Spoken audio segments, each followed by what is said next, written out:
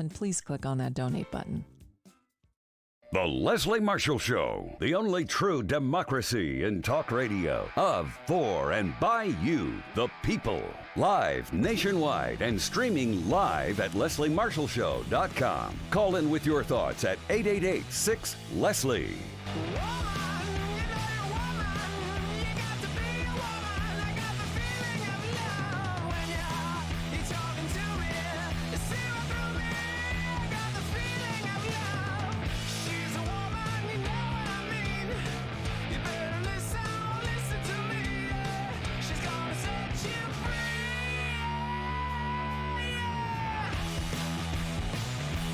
Here to set you free. I'm in Los Angeles, just flew in from Nashville and are my arms tired. Bump. Hi, this is Leslie Marshall. Happy Tuesday and welcome back. Only true democracy and talk.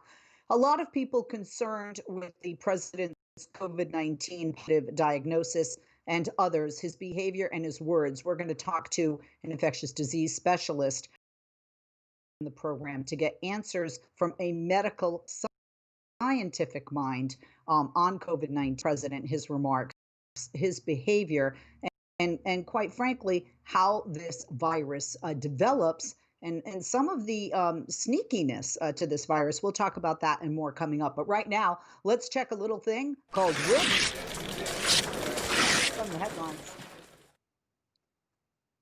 Mark Milley, who's chairman of staff, and other senior military leaders have entered quarantine. That's after Admiral Charles Ray, Vice Commandant of the Coast Guard, tested positive for the coronavirus today, according to the New York Times and the Wall Street Journal. Now, Republican senators, top White House aides, and many of those closest to Trump in the administration have tested positive for the coronavirus following the president's diagnosis last Friday.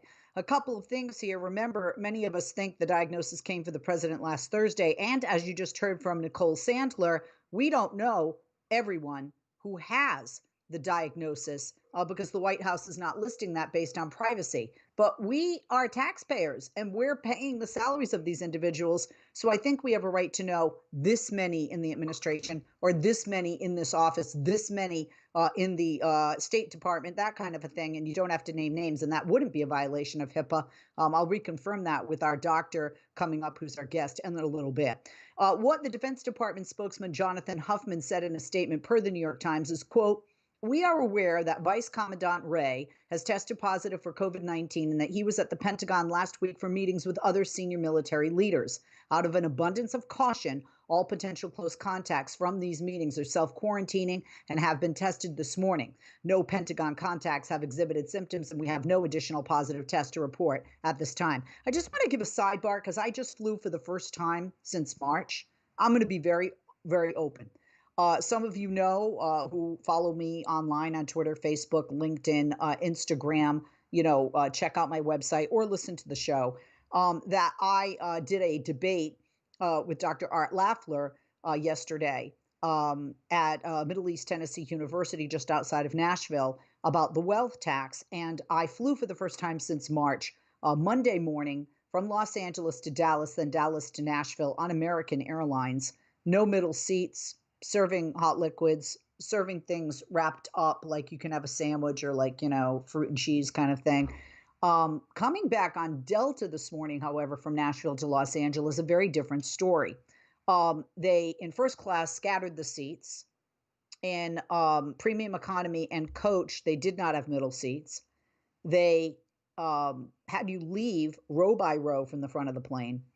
And I'll be full disclosure. I was flying first class. I was a guest. I was not, on my dime. Somebody else did that as having me be one of the debaters. And one of the gentlemen who came on was seated next to somebody else. And she said, for the COVID-19 protocols for Delta, we need to have you move 2 rows back.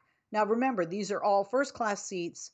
They all recline the same way, except my seat. It was broken, but I had to deal with that because of the map that they had. Like, I'm here, the person in front of me is there, behind me is there. So there's nobody directly in front of me, nobody next to me on the side, which I thought was very responsible of Delta.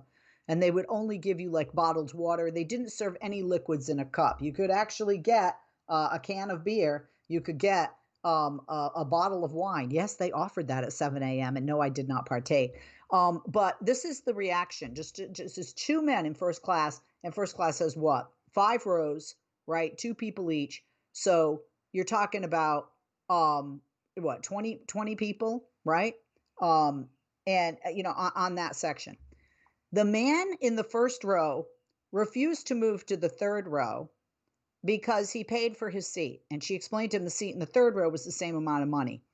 It caused a delay in us taking off. He acted like a petulant child. Sound familiar? So the other gentleman next to him moved. And then when we were leaving the plane, a man across the row from me was standing, and the flight attendant said, "Sit down." He was a very large man, very, very large man. I'm being nice. And very heavy Tennessee accent, Southern accent. And he said, I say that because of what he is about to say. And he said, "You can lick my a-hole." Right? And the flight attendant looked at that, and he just looked at me and he goes, "Right?" And I said, "That sounds actually disgusting, rude, and offensive." And so then he did sit his big A blank down. And, I'm serious. And then he is yelling as he gets off the plane, "I hate this state, California." And it's not California who made the rule, it's Delta Airlines. And they did it on the other end in Tennessee as well, because somebody I was talking to before we got on the plane was telling me that in response to this. Again, petulant children.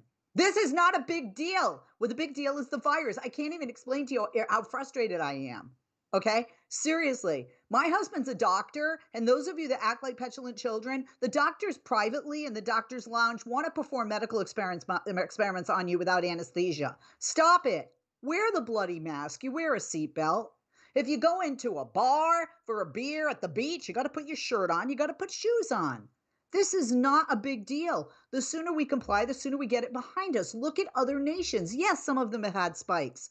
But when the nation works together, because we're all in this together, and acts like adults, the adults we should be, we can put it behind us. The reason we have more and more people dying is we have more and more people who are selfish and who are acting irresponsibly. And I'm sad to say, it starts with the top and a leader who does not lead by example. Let's rip another. America is on the long road to economic recovery from, and I you know what? Can I just go back? And this brings out the worst in us, doesn't it?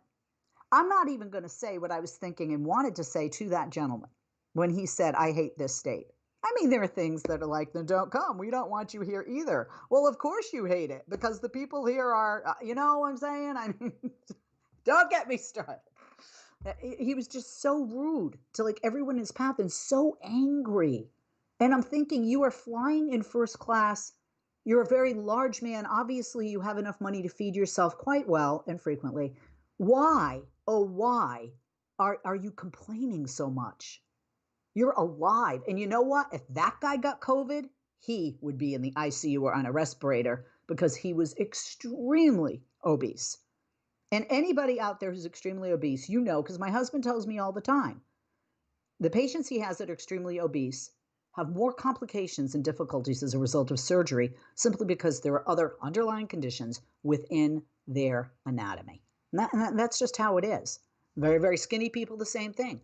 If you are not at a healthy weight, you're going to perhaps have health issues. And COVID is definitely an issue if that gets into your system. Let's rip another now.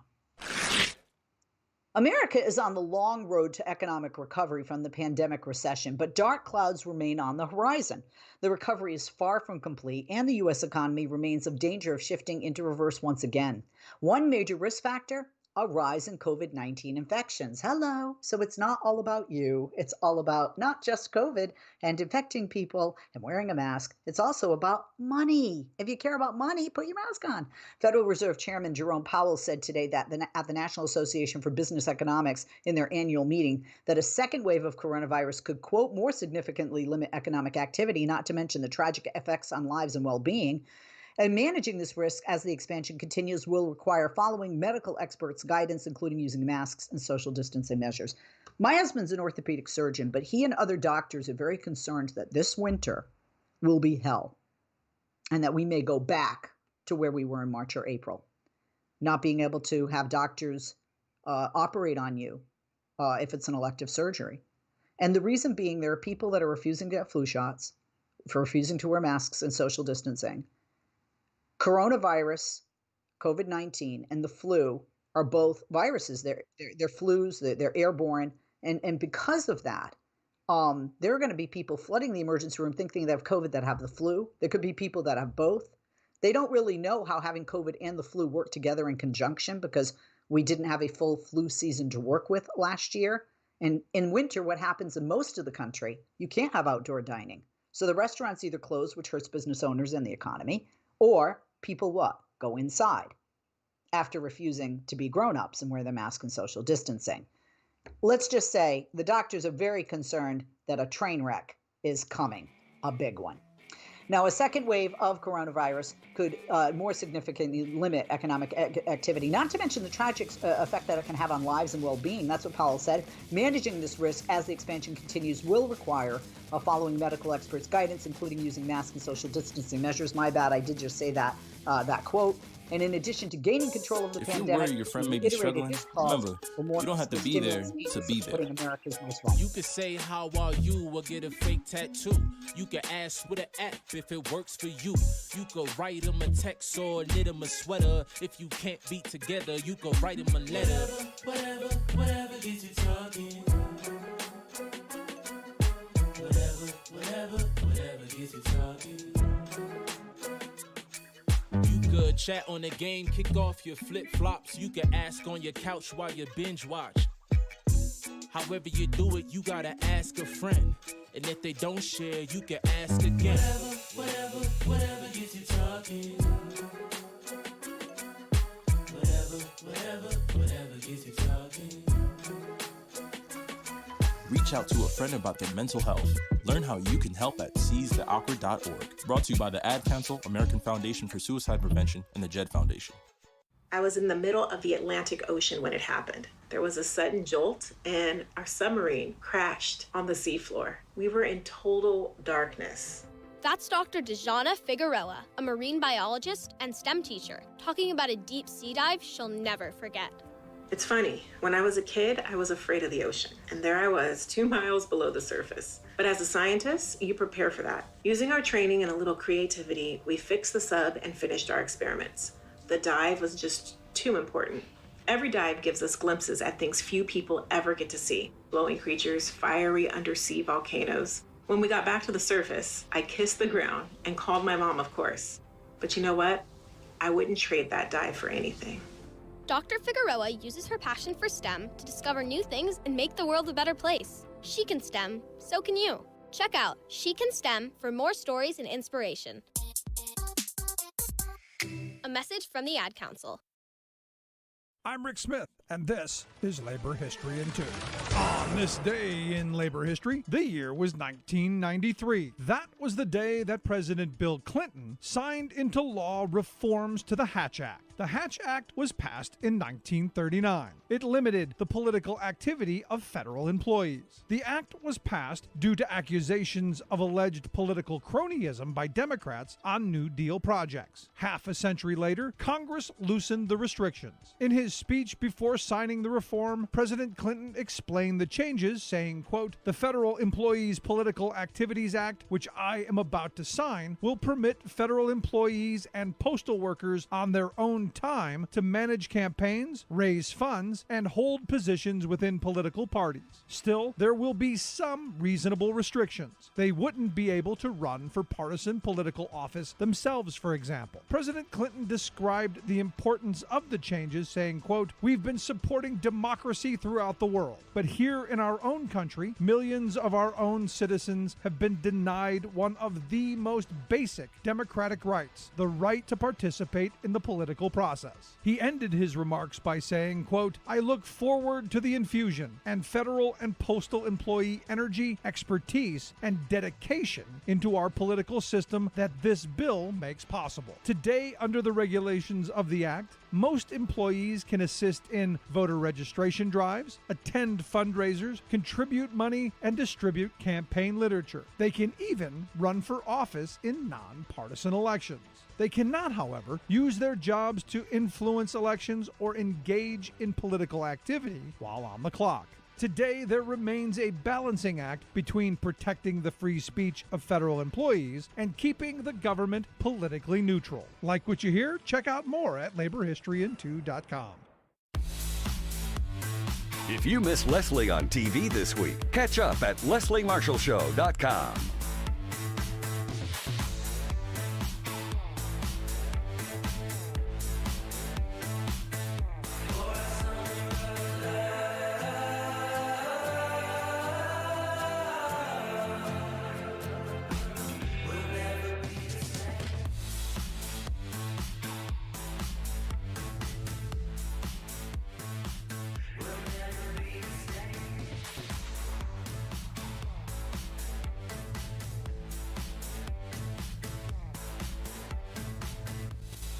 And we're back. I'm Leslie Marshall. Welcome back. We continue with our extended version of RIT from the headlines on this Tuesday.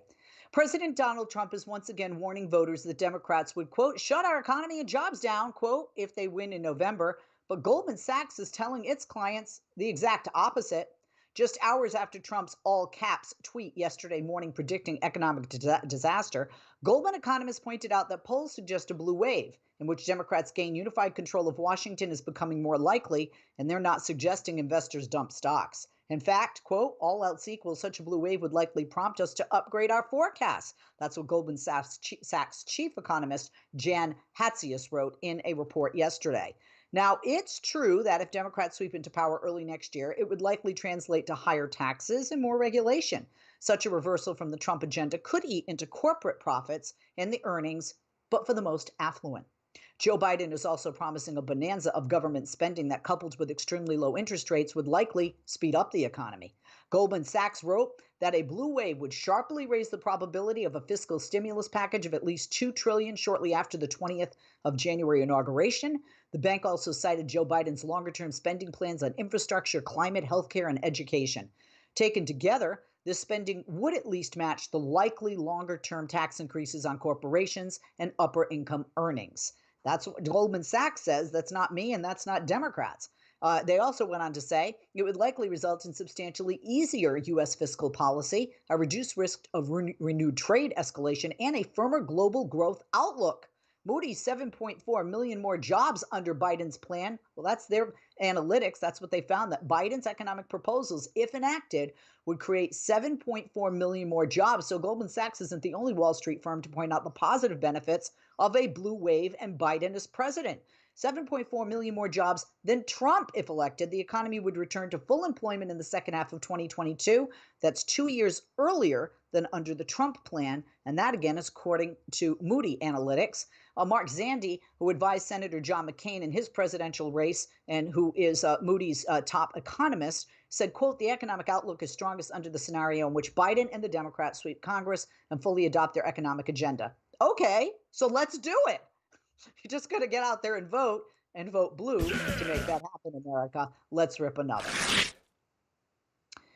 I want you to take a listen. This is a portion of the former First Lady Michelle Obama's 24-minute closing argument video regarding this upcoming presidential election just weeks away in November. Here is former First Lady Michelle Obama. Believe it or not, the election is right around the corner. Votes are already being cast. And if you're still deciding who to vote for or whether to vote at all, I wanted to take a moment to remind you what's at stake and to urge you to make a plan to vote today. Because let's be honest, right now our country is in chaos because of a president who isn't up to the job. And if we want to regain any kind of stability, we've got to ensure that every eligible voter is informed and engaged in this election, because the stakes are on display every day, not just in the headlines, but in our families. If you're a parent like me, you're feeling the consequences of this president's failure to take this pandemic seriously, from his constant downplaying of the importance of masks and social distancing, to his relentless pressure on schools to open without offering a clear plan or meaningful support to keep students and teachers safe. Look, our daughters are in college now, and luckily they're taking classes from home this semester. But in just a few weeks since schools have resumed, many of their friends who returned to campus have either tested positive or are living with someone who has. Yes, it's anecdotal, of course, and everybody wants their kids back in school as soon as it's safe.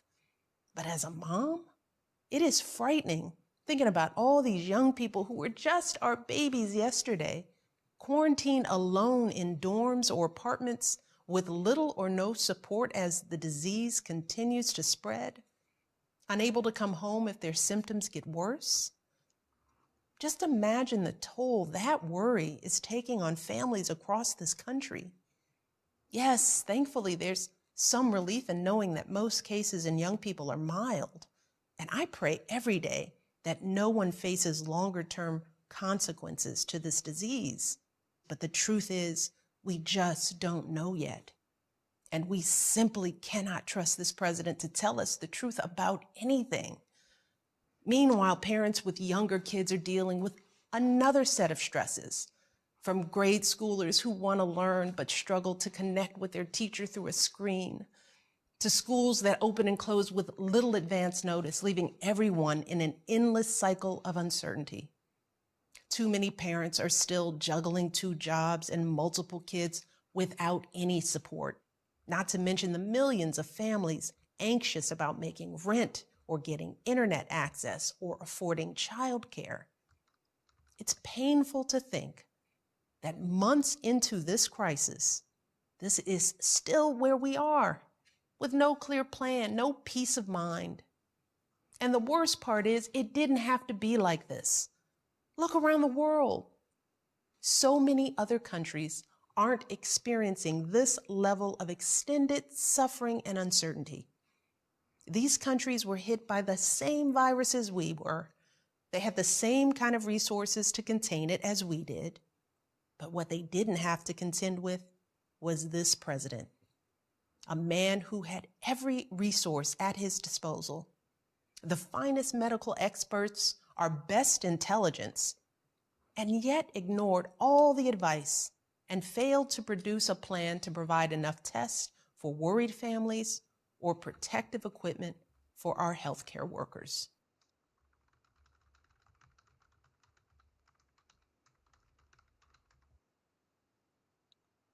Well, we have breaking news. That's Michelle Obama, and that's what's ripped there. Mark, instead of reading our other items, I think I'm going to share this breaking news.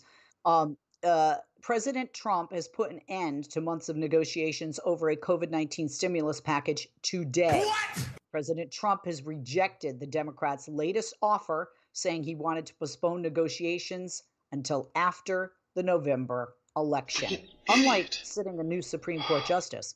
In an afternoon tweet, Trump said Democrats were, quote, not negotiating in good faith and was rejecting their offer. He told Senate Majority Leader Mitch McConnell, Republican to Kentucky, to focus full-time on confirming the Supreme Court nominee Amy Coney Barrett instead. He said, quote, I have instructed my representatives to stop negotiating until after the election, when immediately after I win, we will pass a major stimulus bill that focuses on hardworking Americans and small business. Excuse me, Mr. President, by not letting the stimulus package pass, you're hurting your House and Senate Republican races and your own. Maybe the Supreme Court will get some people out to vote who are hoping that Amy Coney Barrett will be confirmed and overturn Roe v. Wade. However, she's not the only justice on the court, and overturning a constitutional amendment is not as easy as placing someone new in a seat when you're on and in a gang of 9. I'm Leslie Marshall. That's what's ripped from the headlines. Coming up, very special guest, a physician, is going to be talking with us regarding COVID-19 and the president's positive diagnosis and the president's behavior and words since he has been diagnosed last week. We'll be back right after this. Hey, Dad, how do airplanes fly? What's in this box? Can I touch this? Where does sand come from? Is this tree good for climbing? What happens if I mix these two things together? How are babies made? What does this thing do? Kids are curious about everything, including guns. Talking to them about gun safety in your home is a good first step, but you can do more. Always keep your guns locked, unloaded, and stored separately from ammunition. Storing your guns securely is the best way to prevent family fire, including unintentional shootings. For more information on safe gun storage and ways to keep your family safe, visit endfamilyfire.org. Am I going to see him or hear him? endfamilyfire.org. What do we keep in the attic? Okay. What's this thing called? Can I ride my bike backwards? Like I said, kids are curious. It's up to us to keep them safe. Brought to you by End Family Fire, Brady, and the Ad Council. Wake up and text. Text and eat. Text and catch the bus. Text and miss your stop. Wait. Text and be late to work. Sorry, I'm late. Text and work. Text and pretend to work. Text and act surprised when someone calls you out for not working. Who, me? Text and meet up with a friend you haven't seen in forever. Hi. Oh, hey. Text and complain that they're on their phone the whole time. Text and listen to them complain that you're on your phone the whole time. Text and whatever. But when you get behind the wheel, give your phone to a passenger. Put it in the glove box. Just don't text and drive. Visit StopTextsStopWrecks.org. A public service announcement brought to you by the National Highway Traffic Safety Administration and the Ad Council. How nasty is the Republican Party's massive campaign to thwart democracy? Ask the good people of Florida. This was one of only 3 states that permanently took away the voting rights of felons who had completed their punishment. In 2018, though, a whopping 65% of Floridians voted for a state constitutional amendment that finally struck this malicious bit of legal ugliness from Hi, Mark. the Hi, books, Leslie. thus Hi, how you restoring doing, the Doctor? political thank personhood you. of about 1 million people who had served their time. But, led by Ron DeSantis, Florida's right-wing goose of a governor, the GOP demanded that an appeals court of hyper-partisan federal judges overrule 2018's landmark vote by the people and slam the door once more on the rights of discharged felons. They're not entitled to vote, squawked these vindictive ballot suppressors, unless and until they've paid off the full amount of court costs and fees they were assessed. Money, asserted Republican leaders, must trump social justice, human decency, and political rights for those mostly indigent people who are unable to pony up $1,000 or so to vote. Even if ex-felons are regularly making payments to clear the debt, tough luck, say the Republican repressors, no vote until every penny is paid. It's a flagrant case of rigging the system to steal the votes of a low-income constituency generally inclined to support Democratic policies and candidates. It also amounts to an unconstitutional poll tax, made more intolerable by applying it to one class of citizens, largely people of color, specifically to disenfranchise them. This is Jim Hightower saying the court's 6-judge Republican majority, 5 appointed by Trump, cynically defied the U.S. Constitution and the Florida electorate. Yet, the people's battle for justice goes on. Follow Leslie on Twitter. Just go to www.twitter.com/Leslie Marshall, and we'll be sure to share your tweets.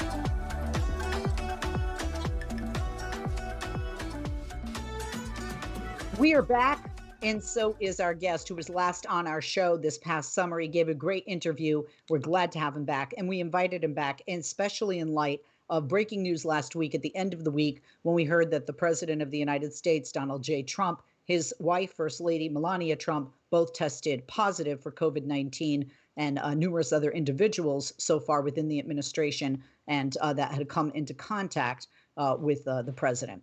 Today, we have Dr. Bob Bollinger. He is the Raj and Kamla Gupta Professor of Infectious Diseases at the Johns Hopkins University School of Medicine, and he holds joint appointments in international health at the Johns Hopkins Bloomberg School of Public Health and in community public health at the Johns Hopkins School of Nursing. He is founding director of the Center for Clinical Global Health Education, the CCGHE. The center is doing a lot of COVID-19 related work here in the United States and beyond our borders, and more than a pleasure to have him with us. Let me get this out in case I forget later, and I hope I don't. The website is main.ccghe.net. On Facebook, it is facebook.com/ccghe. Dr. Bollinger, thank you for joining us and back on the program again today. I know you're quite busy, and I thank you very much for taking the time, sir. Good afternoon. Good afternoon, Leslie. Nice to be here. And nice to have you with us. There are a lot of people that are having mixed reactions to the president's diagnosis and also to the president's reaction to this diagnosis and the speed at which some things are occurring. So, first, out of the box, obviously, he's the president of the United States. Is the president receiving some treatment that, maybe people that just walk into an ER throughout the country wouldn't necessarily get because they're not the president of the United States, something that might be an experimental form, for example? That's my first question. Well, I don't know. I'm not involved in the care of the president, so I don't know specifically what kind of treatment he's had. All I know is what's been reported. And so based on what I've heard from the public reports, he's had 3 specific treatments for this virus. One of them is an antibody medication made by the company Regeneron, which is still an experimental medicine that's under investigation. The other 2 medicines are remdesivir, which is a drug to treat the virus, and then dexamethasone, which is a steroid medicine to try to suppress immune responses. So the remdesivir and the dexamethasone are rapidly become essentially standard of care for severely ill patients with COVID, for hospitalized patients with COVID. The Regeneron product is still an experimental treatment. It's my understanding that he had access to that through something called compassionate use application, where the company can offer the medicine, in certain situations if requested. So obviously, as the president of the United States, he certainly gets access to things that a lot of us wouldn't otherwise get access to, and much more quickly. The president was released fairly quickly, just a few days after being at Walter Reed. My understanding, just from news reports and research, and my husband, I think I shared with you, is an orthopedic surgeon, and things that other doctors are saying to him in the doctor's lounge and such, is that COVID-19 is kind of tricky in the sense, in many ways. But one of the ways that somebody will get it, their symptoms are fairly mild, but then 7 to 10 days into it, it can have a complete, turnabout and become more severe. Is that your finding with COVID-19? And I know you're not diagnosing him, but I mean, if a hospital sends somebody home, does that necessarily mean that individual's out of the woods? Well, as you mentioned, there are concerns for some patients who initially get well, and then, as you said, 7 or 10 days later, can turn in the wrong direction again. And oftentimes that's associated with the hyperinflammation process we talk about, where the immune system gets, extra activated, and that can cause, problems, particularly with lungs, with blood clots and things like that. And if a patient's going to have that kind of reaction, we typically see it between 7 and 10 days after symptom onset. When the president most recently spoke, he went up some stairs, had a mask on, and he seemed to have some shortness of breath. And I heard on another interview, I think it was on NPR, that a physician from here in Southern California said that they saw something in the neck indicating that he was possibly trying to take deep breaths. Did you happen to see that? And just visually, are you seeing some things perhaps different than what you're hearing the president say about his not being symptomatic at this point? No, I haven't seen that, that picture, so I really wouldn't be able to make a diagnosis over the video. What is important to keep in mind is that one wouldn't give dexamethasone to COVID patients unless they had some evidence of low oxygen in the blood at some point. I mean, the data suggests it benefits patients who need oxygen. In fact, there's some indication that if you give dexamethasone to COVID patients that don't need oxygen, that have a more mild case, there might even be increased risk of complications. So you want to be really specific, and you only give that drug to a patient that has low oxygen levels at some point. So presumably at some point during the care of the president, his oxygen levels must have been sufficiently low to indicate the need for dexamethasone. But currently, I'm not sure what what his status is clinically.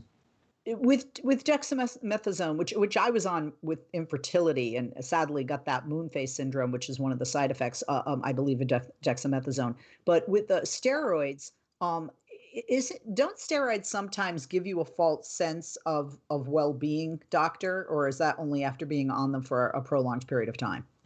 Well, there are different kinds of side effects and consequences of taking steroids. Some are short-term, some are long-term. In the short term, you can, for example, suppress fever. So just like a Tylenol or another anti-inflammatory drug, some people their fevers can respond to steroids. So you can mask a fever, for example. You can often get the side effect you described for yourself is something you would more likely see in someone who's been on the medicine for a longer period of time. For a few days of treatment, oftentimes you can get disruptions in sleep. You can have, a number of short-term side effects, but you can certainly suppress a fever with steroids.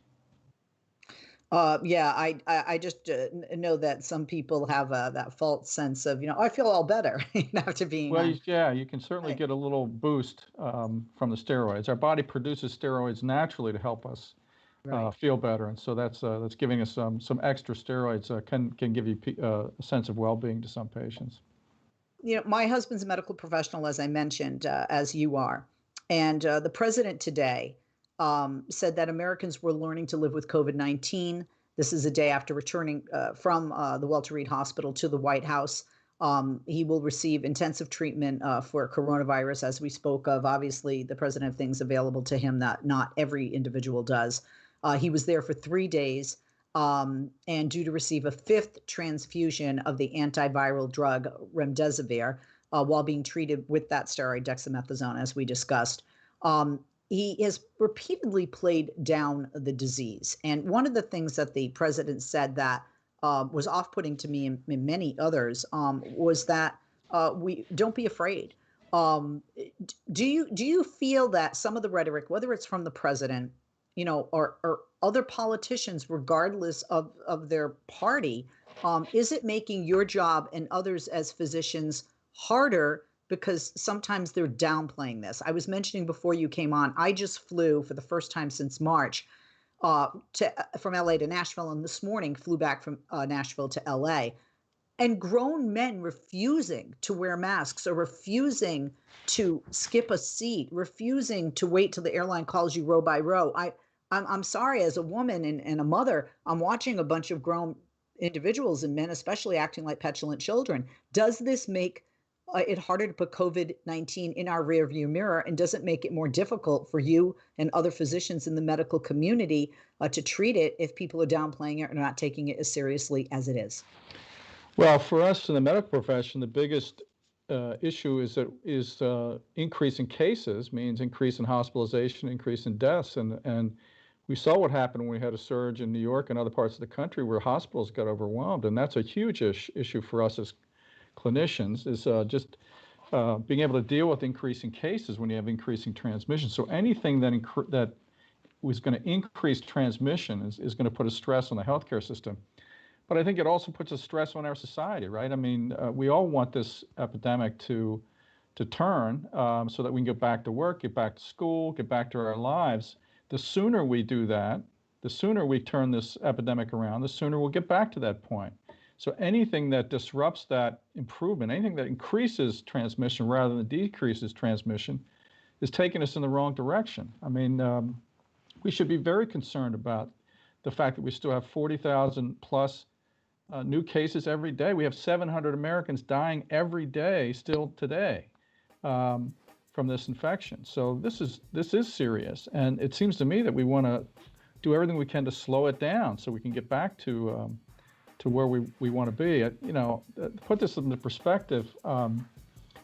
The Vietnam War. Doctor, we take a break. Can you hold that thought? I want to hear you. I want you to put it in perspective, and I want to speak to some of the social distancing that we're not seeing, in our nation. And we will be back right after. America, your children have an amazing superpower. They can help save lives by not having play dates. That's right. By replacing get-togethers with virtual play dates and video chats, they can help slow the evil spread of germs. And if your superheroes do go outside, make sure they continue their superhero wing by staying 6 feet away from others to protect everyone in America land.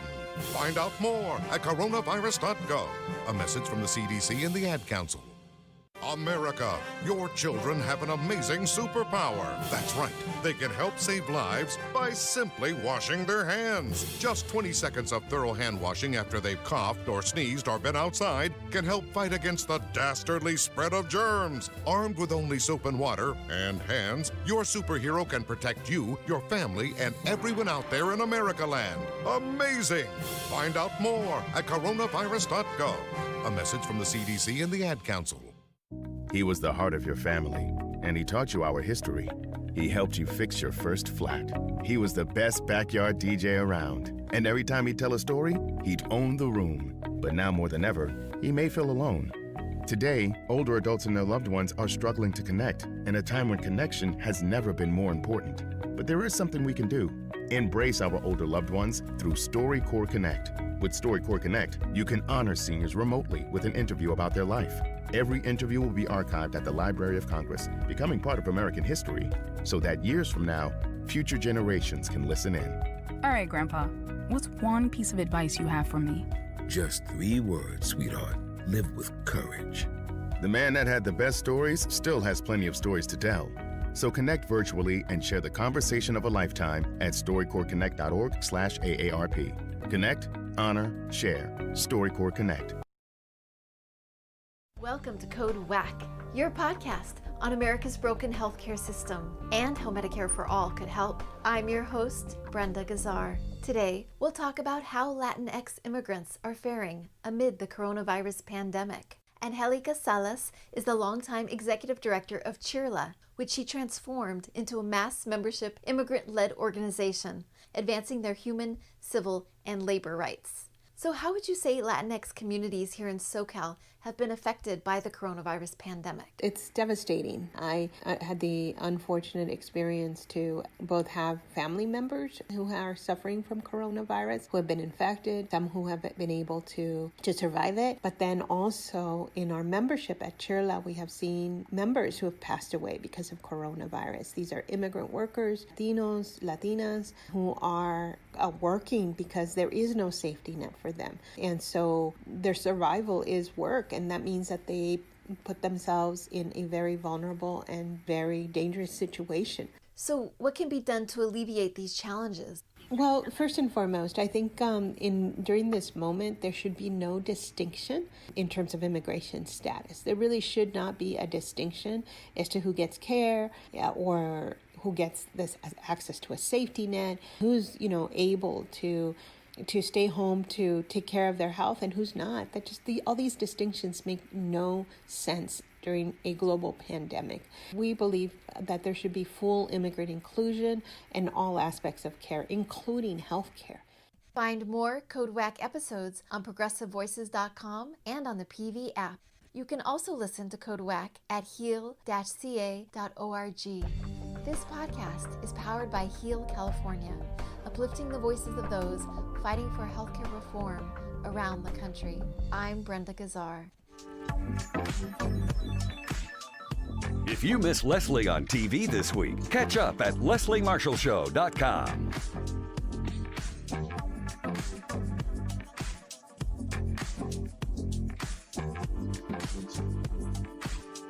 We are back. I'm Leslie Marshall. Welcome back.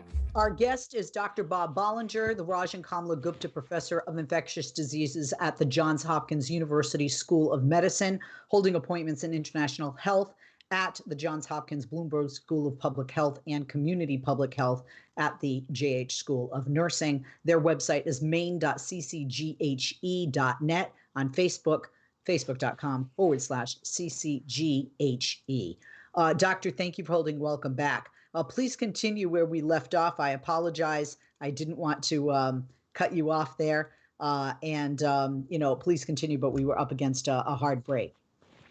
No, thank you, Leslie. No, we were just talking about the suggestion that we shouldn't worry about this epidemic, that we should drop our guard and not be concerned about it. And, I was just trying to put it in perspective, with more than 210,000 Americans dying in the last 6 months from this infection. That's 5 years worth of influenza deaths in the United States in 6 months. That's 5 times as many people who died of auto accidents in the United States from last year. So we have to put and these are 210,000 Americans whose families have suffered. And for every person who's died, think about how many additional people have been in the hospital or suffering long-term consequences, the so-called long haulers that we're starting to learn about. I mean, this is an unprecedented public health problem, and to suggest that we shouldn't worry about it, I think, is unconscionable. We have to worry about it a lot, and we have to do what's necessary to turn this epidemic around so we can get back to school, get back to life. Yeah. After the president and the first lady were diagnosed, and they started diagnosing more people like Senators Tom Tillis and Mike Lee, and then they showed a shot on TV in the Rose Garden at the White House, and there had been a reception. And you see Chris Christie, who's now positive, hugging people, Mike Lee, one of the clergy that became positive, one of the reverends that became positive, and since then another clergy member has become positive. How do you feel as a physician when you see this behavior from top officials who the nation is looking to for guidance? I mean, this I would imagine it's almost like a slap in the face. Doesn't this make your job harder? And to your point, when you talk about the flu, Facebook actually removed the post from President Trump because he falsely claimed that COVID-19 is, quote, less deadly in most populations than the flu. Twitter labeled the tweet also for violating its rules about spreading misleading and potentially harmful information. They left it up because they thought it was still in the interest of the public. Your thoughts, your response?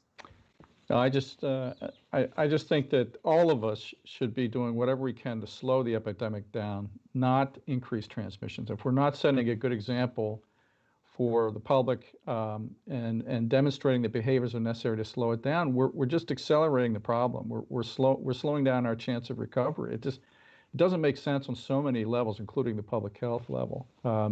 They had a hyper-spreading event in the White House, and the people that got infected in that hyper-spreader event now, of course, are taking the infection home to their own families, and then that's going to, seed infections elsewhere. So it's really challenging, not just for physicians and healthcare workers, but more importantly for society.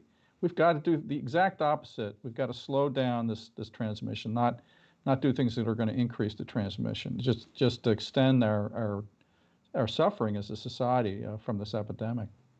The United States has the world's highest death toll from this pandemic. We have more than 209,000 deaths. What are we doing or not doing that other countries have done that are faring better than we have? If you look at South Korea as one example, or New Zealand, some people would say our size is very different, but China's much larger than we are. And they seem to definitely be moving or have moved beyond this in certain areas, including the epicenter of it, Wuhan.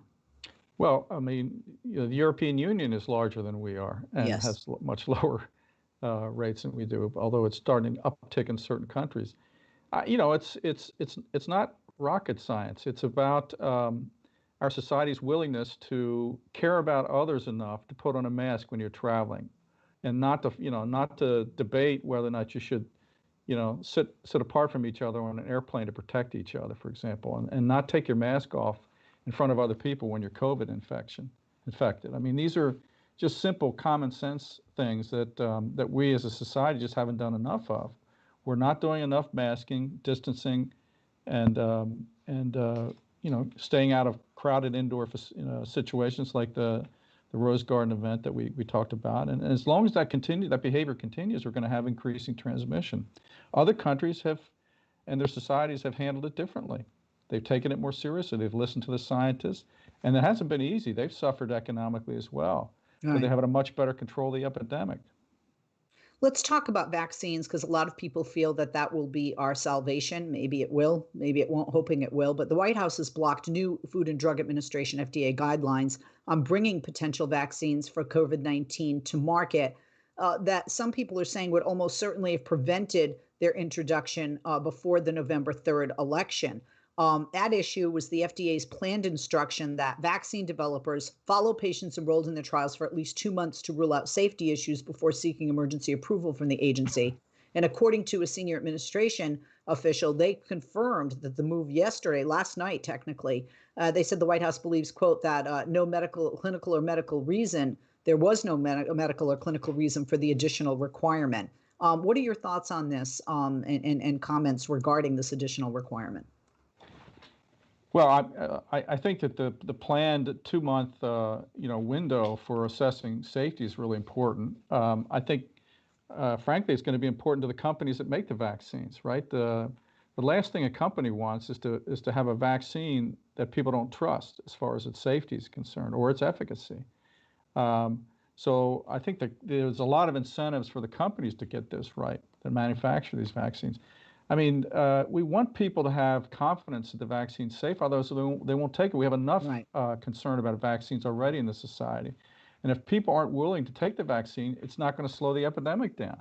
So why would you raise questions about the safety of a vaccine at a time when you're trying to slow the epidemic down? Secondly, this, as we've talked about already, this virus is a tricky virus. It does funny things to the immune system. And that immune system activation can cause problems and serious consequences. So what do we do with a vaccine? We trick the body's immune system into reacting to what it thinks is the virus. So it's really important in that situation to make sure we get the safety right, that we're not creating unnecessary or unexpected problems. So we do have to do a careful safety assessment to make sure that people have confidence when they get the vaccine. It's not only going to work, but it's safe. Otherwise, we're defeating the purpose of the whole vaccine development initiative. Yeah, because I mean, medical professionals, scientists should decide if the shots are safe and effective for vaccination of a mass population in size like we have, not politicians. Speaking of that, because you see COVID patients, and because we're talking about this vaccine, are politicians in medicine's way? And I'm not picking on any one politician, but are politicians or the rhetoric from politicians getting in the way? Do you have patients coming in and saying, oh, I don't want that, or inject me with some bleach, doc? Nobody fortunately has come in and asked me those two questions. But I think, there's been politicization of these issues for some time, which I think is unfortunate. People have lost confidence in science. People have lost confidence in facts, for example. And if that can, that really creates challenges when you're trying to implement just standard public health processes. And I think if we don't, and we have to take responsibility for making sure we communicate clearly as public health people in ways that people can really understand and not try to politicize this. We have to be factual and clear in the way we communicate. Whoever is politicizing this is making it difficult to control this epidemic.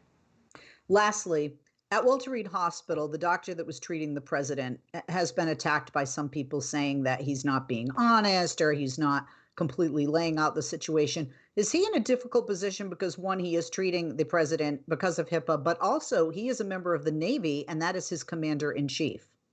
Yeah, I don't have any comment on that because I really don't understand. I'm not involved in the care. I think all of us as physicians want to be careful due to HIPAA and confidentiality. Obviously, it's a different situation when it's the president.